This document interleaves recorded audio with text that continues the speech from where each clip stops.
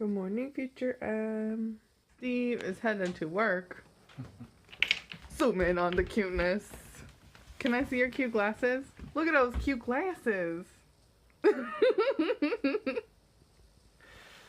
And I am prepping for, what am I doing? Oh, an artist talk at Stanford.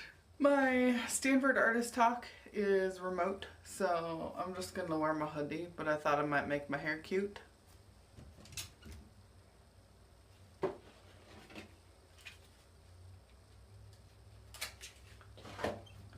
My hair cutification method is mostly just bobby pin related. Bobby pins.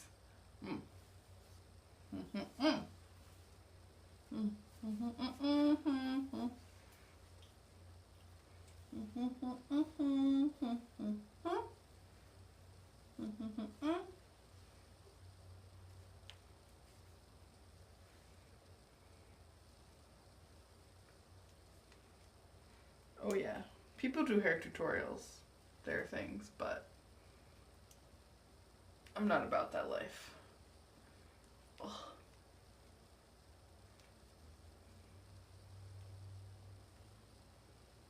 Yeah, there we go.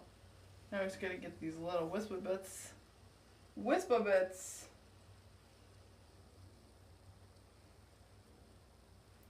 Right here.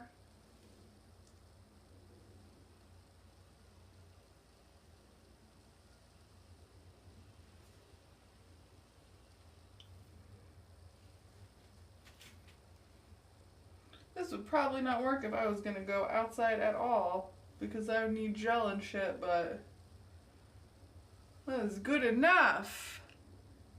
Also decided the makeup is exciting, so we're gonna do it.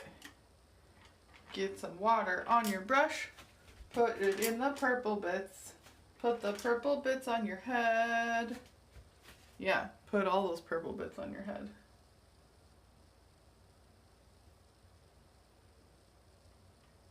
I've noticed that lots of people, well, at least some people, think that this is a face tattoo. I've had several people describe me as like, yeah, that artist with the face tattoo. And I'm like, the one that changes every single day? I guess maybe if you've only met me once.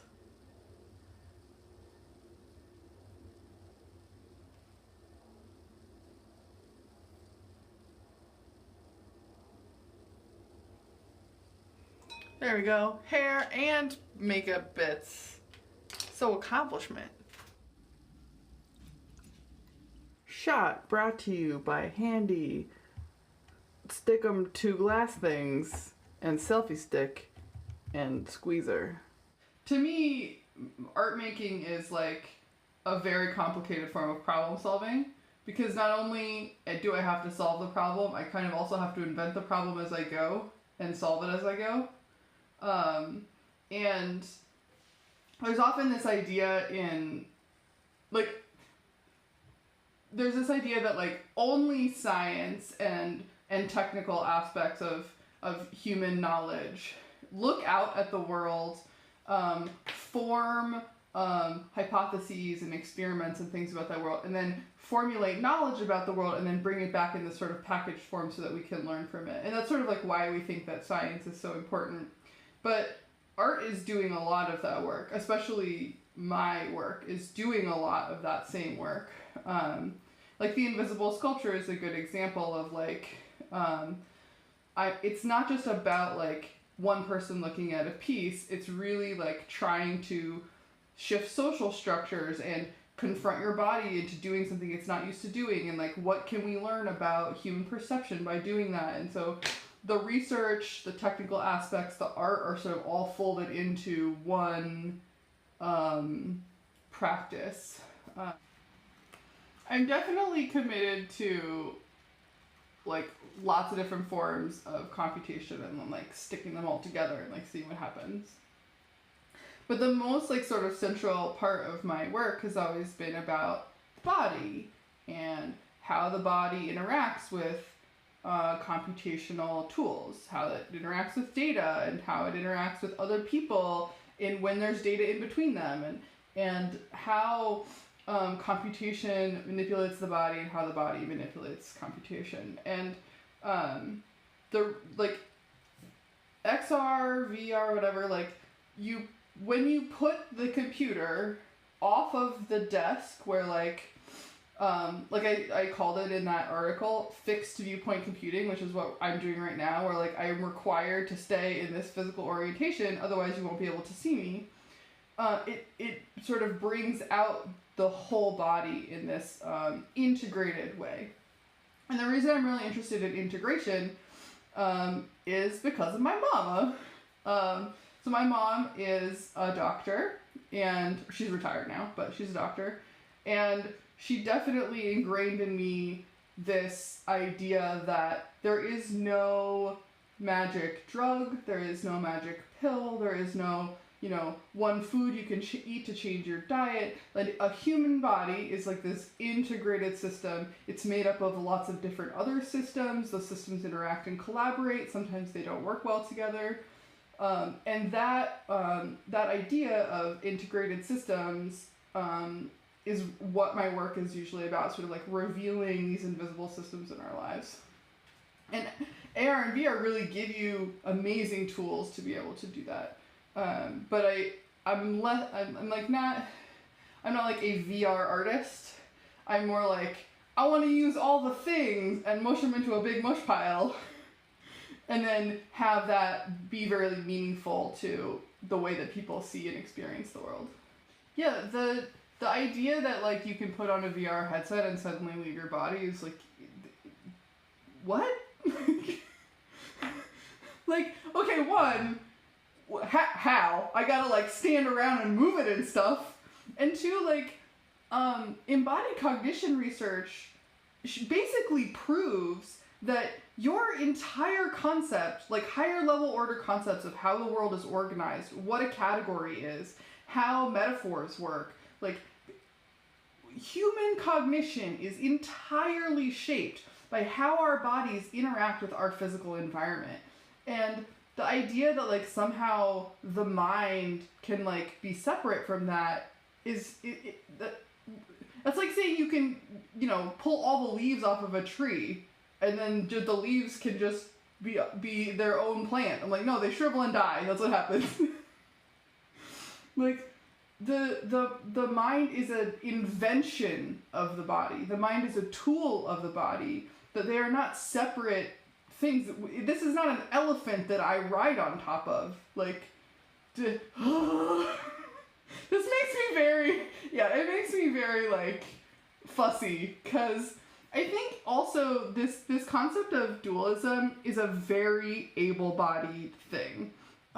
So I'm disabled. I have a brain injury from childhood that I've had to sort of like live with and adapt to the consequences of, one of those being the amnesia that I mentioned earlier.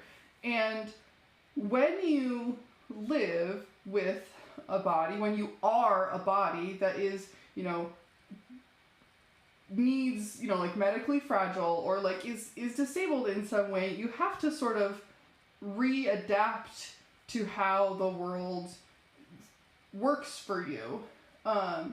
And those kinds of like flexibility and adaptations are what I'm trying to do in my work too. This, often we think of like intersectionality as in terms of feminism or race, but for me it's also like this permanent in-between state of being disabled. Like I cannot recover, and my body has to be a sort of integral part of my life all the time, and so that same body has to be an integral part of my work. But maybe if you're able-bodied, the rooted, your self-identity is not rooted in that body. So there is more like, oh, whatever, I can just, go off and be, this ethereal thing. Whereas to someone who is much more conscious and much more like constantly reminded of the systems of their body, that becomes part of the work. Yeah, and this like sort of constant coming to consciousness is a lot about what like mindfulness is now. Yeah, like I'm trying to reveal and make legible things that always fall behind like social consciousness or physical consciousness or things like that. Like you have never experienced your body being like, oh, I can't walk through that physical object. Like that experience, while a tiny part of your overall life, like you would never experience that without this sort of like constructed art piece. But then once you do experience it, it reveals things about how your body functions in the world. It brings your body back to the forefront. I can change the way you feel by getting your body to do something other than you would normally expect it to do. Like, for example, how many people who did making the bed laid down on top of the coffin inside of the grave? One hand! That's great! So there's this opportunity inside of this piece to lay inside of my grandmother's grave and look up at the stars. And it physically is the same as just like laying down on the floor. But in this instance, there's a sort of a context that changes the emotional experience of that physicality. Because I get so frustrated. I go to the museum and I just see people standing with their arms down, and then they look at a painting, and then they take a selfie with the painting, and then they walk to the next painting. And I'm just like, no! No. Yeah, embodied cognition research is fantastic read. Because it really shifts the way that you see and feel about like your body and your mind and like how you're thinking about things.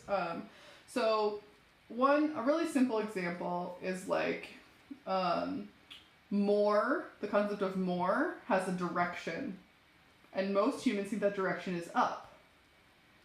But why is more up? It tends to be because when you pile things into a pile, there are more of them, and the pile goes up. So we use our physical experiences of materials and of physics itself and of how our bodies work to form higher level concepts. And then those concepts like join each other, and then they build up and build up and build up. And that's sort of how we get to abstraction and mathematics and things like that. But those things start with your body's experience with a physical object. Another one is like, what is the sort of physical experience of important? Important is generally like big, right? An important thing is big. I had a big day means I had an important day. So we have this scaling too. So there's all these ways in which our body's physical experiences determine this. And then, that turns into like basic level categories where you only consider something in that category if your motor schema is generally the same for each object. Like, you think of cars as all one category, primarily because you can use one mental object to think of them, and because you can use one physical motor schema to operate them. But you wouldn't think of like a horse and buggy as the same as a car, even though it does generally the same job, because the physical motor schema of using a horse and buggy is so different. So those are some of the kinds of things. It gets much more complicated than that, but that's a good introduction. I did it! Woo! I think that's about enough remembering for one day.